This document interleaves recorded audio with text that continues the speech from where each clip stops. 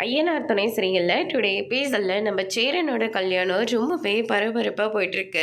நம்ம பல்லவன் இருந்துட்டு பாண்டிக்கிட்ட போயிட்டு ஆமாம் வானதி வரும் தானே அப்படின்னு சொல்லிட்டு கேட்கவும், நேற்று கோவமாக ஃபோனை வச்சுட்டு போனால் எனக்கு என்னமோ அவள் வரமாட்டான்னு தான் தோணும் அப்படின்ற மாதிரி சொல்லிக்கிட்டு இருக்காங்க. என்னென்ன மறுபடியும் சண்டையை போட்டு விட்டீங்களா? வேறு என்னடா பண்ண சொல்கிறேன்? எதுக்கு எடுத்தாலும் ஏதாவது ஒரு காரணம் சொல்லி சண்டை போட்டுக்கிட்டே இருக்கா.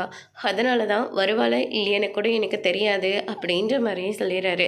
அதுக்கடுத்து தான் வந்து பார்த்தீங்கன்னா வானதி அவங்க அப்பா அவங்க அம்மாவும் வராங்க. ஆனால் அங்கே பாருங்கன்னு வானதி வந்துடுச்சு அப்படின்ற மாதிரியே சொல்லிடுறாங்க.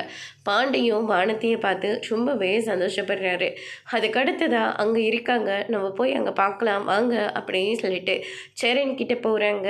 வரமாட்டேன்னு நினச்சேன் எப்படியே வந்துட்டியே அப்படின்ற மாதிரியே சொல்லிக்கிட்டு இருக்காங்க. இது நம்ம வீட்டு கல்யாணம், நாங்கள்னா எப்படி, அதனால தான் கிளம்பி வந்துட்டோம் அப்படின்ற மாதிரியே சொல்லிடுறாங்க. சரி உட்காருங்க வாங்க அப்படின்ற மாதிரி சொல்லவும், நாங்கள் அங்கே போய் உட்காரோம், வானதி நீ இருந்து பார்த்துக்கோ அப்படின்னு சொல்லிட்டு வானதியோட அப்பா அம்மாவும் ஓரமாக போய் உட்காந்துக்கிறாங்க.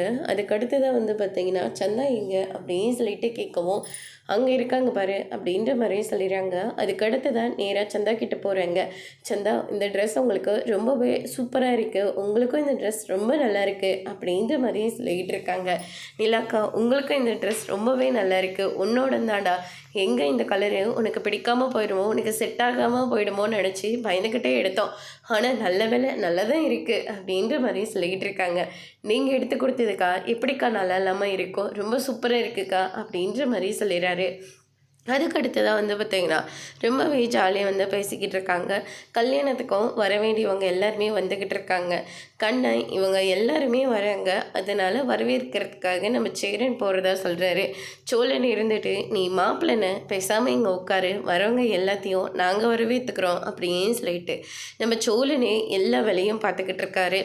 அதுக்கடுத்ததாக துணைக்கு நிலாவை கூப்பிடலான்னு சொல்லிட்டு நிலாவையும் கூப்பிடுறாங்க. என்னாச்சு அப்படின்னு சொல்லிட்டு கேட்கவும், வரவங்களெல்லாம் கூப்பிடணும்ல வாங்க அப்படின்ற மாதிரியே சொல்லிடுறாங்க. அதுக்கடுத்ததாக கார்த்திகாவும் அவங்களுடைய அம்மா கஸ்தூரியும் வராங்க. அவங்கள பார்த்த உடனே என்னாச்சு காலு, ஏன் நொண்டிட்டு வந்துட்டுருக்கீங்க, காலு சுலுக்கிடுச்சு வேற ஒன்றும் இல்லை அப்படின்ற மாதிரியே சொல்லிடுறாங்க. சரி நாங்கள் போய் சேரன் மாமாவை பார்த்துட்டு வரோம் அப்படின்னு சொல்லிட்டு சேரனை போய் பார்க்குறாங்க. எப்படியும் மாமா உனக்கு ஒரு வழியாக கல்யாணம் நடக்க போகுது, ரொம்ப சந்தோஷமாக இருக்குது அப்படின்ற மாதிரியே சொல்லிக்கிட்டு இருக்காங்க. அதுக்கடுத்து தான் வந்து பார்த்திங்கன்னா சரி நிலா சந்தாலாம் எங்கே அப்படின்னு சொல்லிட்டு கேட்கவும், அவங்களாம் அங்கே இருக்காங்கடா அப்படின்ற மாதிரியே சொல்கிறாங்க. சரி கார்த்திகா இருந்து நீ பார்த்துக்கோ அப்படின்ற மாதிரியே சொல்கிறாங்க. அட வாமா சந்தாவை போய் பார்க்கலாம் அப்படின்னு சொல்லிட்டு சந்தாவையும் போய் பார்த்துட்டு பேசிட்டு வராங்க. சந்தா ரொம்பவே தமிழில் பேசுகிறதுனால அதை பார்த்தோன்னே கார்த்திகாவும் அவங்க அம்மாவும் ரொம்பவே ஷாக் ஆகுறாங்க. தமிழெல்லாம் நல்லா பேசுகிறீங்களே, கற்றுக்கிட்டு தானே ஆகணும், நல்லா பேசுகிறேன் அப்படின்ற மாதிரியே சொல்லிடுறாங்க. அதுக்கடுத்து தான் வந்து பார்த்திங்கன்னா சரி நாங்கள் அங்கே போய் உட்காந்துக்கிட்டு இருக்கேன், நீ பார்த்துக்கோ கார்த்திகா அப்படின்னு சொல்லிட்டு கஸ்தூரி அங்கேருந்து போயிடுறாங்க. அதுக்கடுத்து தான் நம்ம கார்த்திகா நீலா சந்தா வானத்தின்னு சொல்லிட்டு ரொம்பவே சந்தோஷமாக ஃபோன் பேசிக்கிட்டு இருக்காங்க.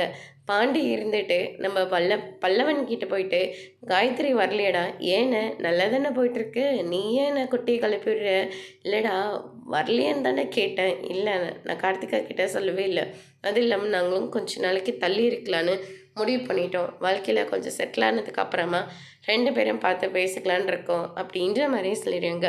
ரொம்ப நல்ல காரியம் பண்ணியிருக்கடா நீ அப்படின்னு சொல்லிட்டு பாண்டியும் ஒரு பக்கம் சொல்லிட்டு இருக்கா. அப்படி அதுக்கடுத்து தான் நேரம் ஆயிடுச்சு, மாப்பிள்ளையை கூட்டிகிட்டு வாங்க அப்படின்ற மாதிரியே சொல்கிறாங்க. சேரனையும் கூட்டிகிட்டு வந்து உட்கார வைக்கிறாங்க. பொண்ணை கூட்டிகிட்டு வர சொல்கிறாங்க, பொண்ணையும் கூட்டிகிட்டு வந்து உட்கார வைக்கிறாங்க. 2 மாலையை மாற்றிக்கோங்க அப்படின்னு சொல்லிட்டு ரொம்பவே சந்தோஷமாக ஒருத்தர் மாற்றி ஒருத்தர் மாலையை வந்து மாற்றிக்கிறாங்க. தாலியை வந்து ஆசீர்வாதம் பண்ணிட்டு வர சொல்கிறாங்க. நிலா தான் போயிட்டு எல்லாருக்கிட்டேயும் ஆசீர்வாதம் வாங்கிட்டு வராங்க. தாலி கட்ட போகிற அந்த சமயத்தில் ஒரு வேன் வந்து நிற்கிது. அதில் யாருன்னு பார்த்தா சந்தாவோட மாமாலாம் வராங்க. அவங்கள பார்த்த உடனே தாலி கட்ட போகிற நேரத்தில் துப்பாக்கி வேற சுட்டுறாங்க. யாராவது ஏதாவது பண்ணணும்னு நினச்சிங்க எங்கேயும் சந்தாவை சுட்டு போட்டுருவேன் அப்படிங்கிற மாதிரி மிரட்டுறாரு. அதுக்கடுத்ததாக சந்தா ஒன்றும் பண்ணிடாதுன்னு சொல்லிட்டு இந்த சைடும் எவ்வளவோ முயற்சி பண்ணி பார்க்குறாங்க. ஆனால் ஹரிசையும் சந்தாவையும் அங்கேருந்து கூட்டிக்கிட்டு போயிடுறாங்க. சேரனோட கல்யாணத்தை எல்லாருமே தப்பாக பேசிக்கிட்டு இருக்காங்க. எங்கடா இது, சேரனோட கல்யாணம் நடந்துருமோன்னு நாங்களும் ஆசைப்பட்டோம், ஆனால் நினச்ச மாதிரியே பாரு நின்னே போயிடுச்சு அப்படின்ற மாதிரி புலம்பிட்டு போயிடுறாங்க. சேரன் இதெல்லாம் கேட்டு ரொம்பவே வருத்தத்தோடு இருக்காங்க. நம்ம வானதியோட அம்மாவும் அப்பாவும் இங்கே என்ன பண்ணிட்டுருது வா போகலாம் அப்படின்ற மாதிரி வானதியை கூப்பிட்றாங்க. இப்படி ஒரு சூழ்நிலையில் எப்படி உங்களால் விட்டுட்டு வர முடியும், நீங்கள் முதல்ல கிளம்புங்க அப்படின்ற மாதிரி சொல்லிடுறாங்க.